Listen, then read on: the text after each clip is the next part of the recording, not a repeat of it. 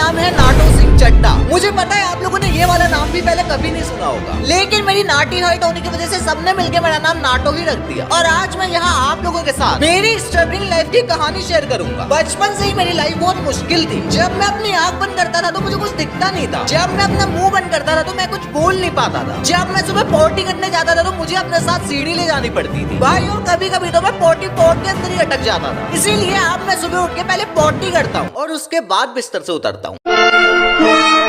जब मैं 15 साल का था तब मेरे पापा ने मुझे लात मार के घर से बाहर निकाल दिया था। इसलिए नहीं क्योंकि मैं नाटा था, इसलिए क्योंकि मैंने उनके आईपीएल देखते समय टीवी बंद कर दिया था। मेरे साथ बचपन में बहुत भेदभाव होता था भाई, कोई भी मुझे कभी अपने साथ फुटबॉल नहीं खिलाता था, और किसी दिन अगर खिला भी लिया तो फुटबॉल मुझे बनना पड़ता था। जब भी मैं बास्केटबॉल खेलने जाता था तो सामने वाला मुझे नांग के चले जाता था और उसके अनमोल रतन मेरे मुंह पे छूते हुए जाते थे। इतना जलील होने के बाद मैंने ठान ली थी कि अब मैं जिंदगी में कुछ बड़ा करूंगा। इसीलिए मैंने एक बच्चा पैदा करके अपने पापा के घर भेज दिया उनकी जिंदगी हराम करने के लिए। और इसी के साथ अब मैंने लड़ना भी सीख लिया था, लेकिन उसका भी कोई फायदा नहीं हुआ क्योंकि अब लोगों ने मुझे उठा के फेंकना शुरू कर दिया था। इसीलिए अब मैंने इन लोगों से बदला लेने की सोची। आप लोगों ने ये वाली वीडियो तो देखी ही होगी। अपने दादाजी के फटे हुए कच्चे से ये चीला बनाकर बेचते हैं क्योंकि ये इनके दादा की आखिरी निशानी है। हाँ, ये मेरे दुकान की है भाई। मेरे नाम के आगे मुझे चड्ढा लगता है वो इसी वजह से लगता है। लोगों से बदला लेने के लिए मेरे पास कोई और रास्ता बचा ही नहीं। और ऐसे ही करते करते मेरी दुकान शहर में सबसे ज्यादा फेमस हो गई और मैं बन गया अपने शहर का सबसे बड़ा बिजनेसमैन। आखिर में मैं बोलना चाहूंगी, बिजनेस स्टार्ट करने के लिए आपको लाखों करोड़ों रुपए की नहीं,